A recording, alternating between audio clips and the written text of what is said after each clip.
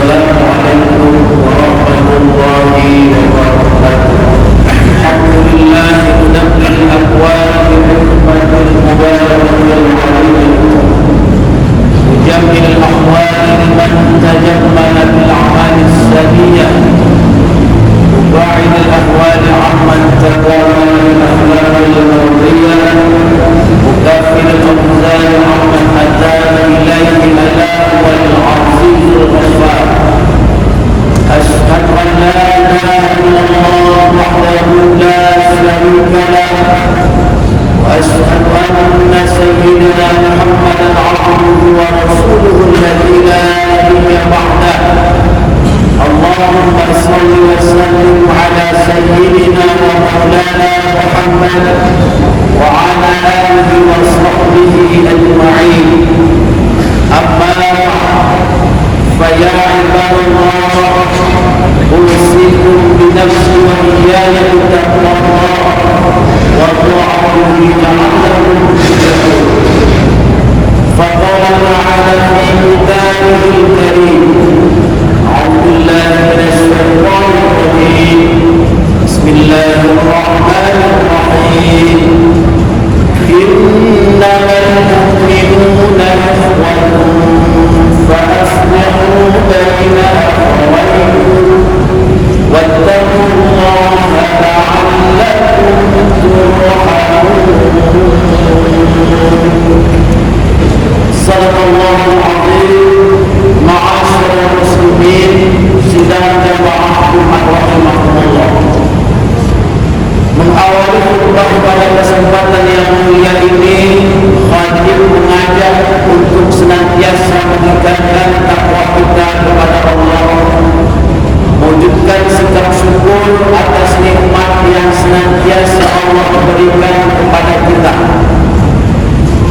dan sebagai orang yang mengakui Allah sebagai Tuhannya, Muhammad sebagai Rasulnya, beriman yang benar sesuai yang Allah kehendaki. Allah telah mengikat kita dalam satu ikatan yang kuat. Itulah nikmat yang besar yang diberikan Allah kepada orang yang beriman, bahwa Allah menegaskan sesungguhnya orang mukmin itu adalah bersaudara. Kaitannya dengan persaudaraan yang diikat Allah, yang tidak dapat dipisahkan antara mukmin yang satu dengan lainnya. Ikatan-ikatan itu dijelaskan oleh Rasul dalam banyak hadisnya, agar orang yang beriman itu saling menguatkan, orang yang beriman itu saling menyelamatkan, orang yang beriman itu saling menjaga, orang yang beriman itu saling melindungi. Bahkan sebagai orang yang beriman kepada Allah, yang telah menjadikan persaudaraan antar sesama mukmin itu adalah bagian yang Allah tetapkan kepada kita, maka satu perintah Allah yang harus senantiasa kita lakukan tidak lain adalah untuk menjadi orang yang selalu mendamaikan jika terdapat pertikaian, jika terdapat permusuhan, jika terdapat hal-hal yang terjadi di antara mukmin yang satu dengan mukmin lain. Makanya rahimahullah, tidaklah kesuksesan kita hanya diukur sejauh mana kita secara pribadi dapat melaksanakan ibadah kepada Allah, ibadah sholatkah, ibadah puasakah, sedekahkah.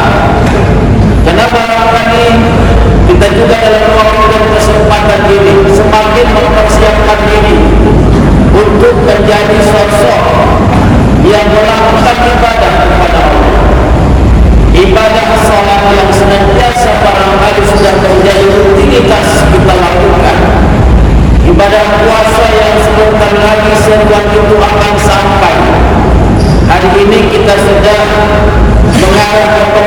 kehidupan. Artinya bulan Ramadan semakin dekat dengan kita, dan kita akan dibawa kepada satu ibadah yang di dalamnya kita akan semakin menunjukkan komitmen ketuhanan yang tinggi dalam menjaga kebutuhan diri kita kepada Allah Subhanahu wa Ta'ala ketika kita melaksanakan ibadah itu.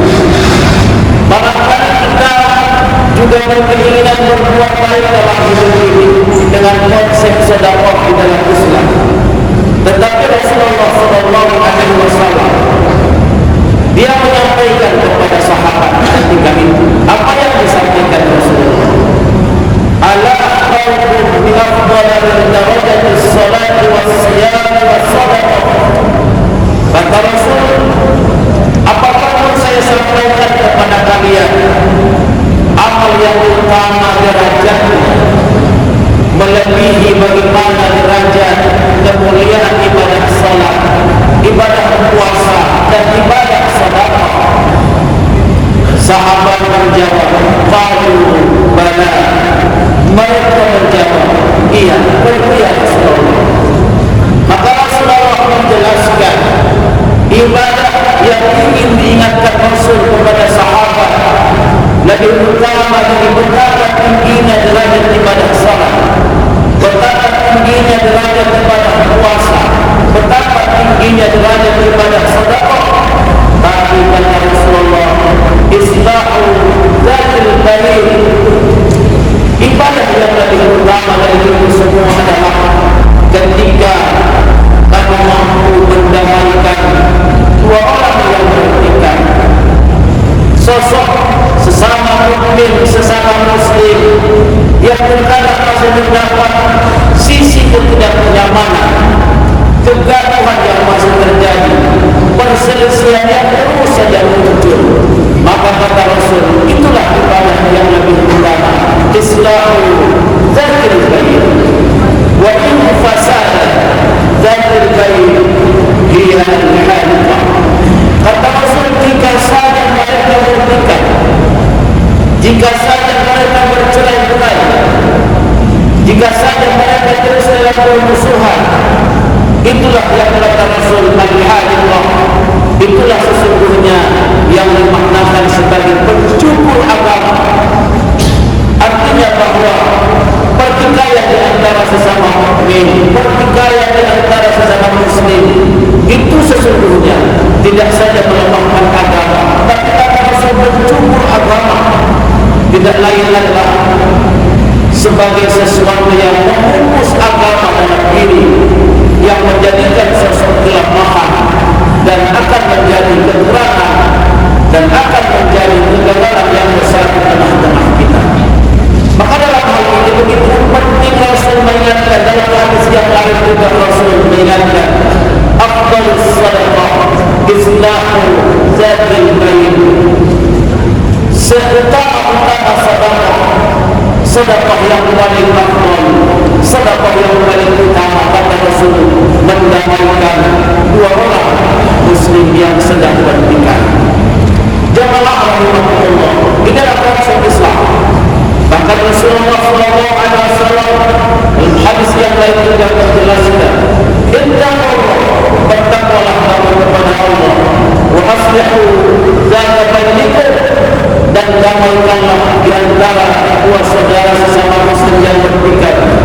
Fa inna Allah Ta'ala, sesungguhnya Allah Ta'ala yaslahu bainal mu'minina yaumil qiyamah, Allah akan mendamaikan dua orang mukmin nanti di hari kiamat. Artinya apa?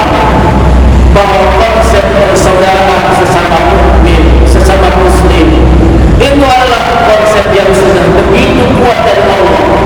Dan untuk menjaga ini diperintahkan kepada kita untuk selalu mendamaikan di antara sesama mukmin, sesama muslim yang mungkin dalam keadaan ketidakcocokan, yang dalam keadaan bertikai.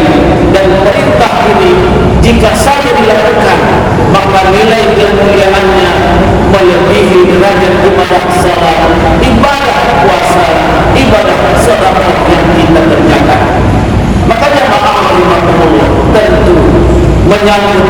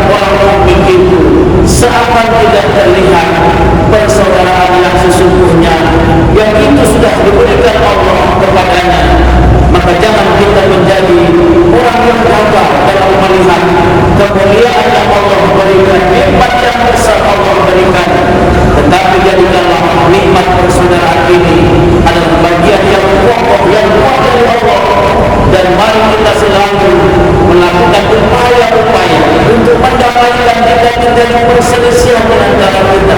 Semoga kita tidak menjadi pemuncul masalah, tidak menjadi penyebab isu yang menyebabkan orang lain terpecah, tidak menjadi provokator yang menyebabkan permusuhan di tengah-tengah kehidupan ini.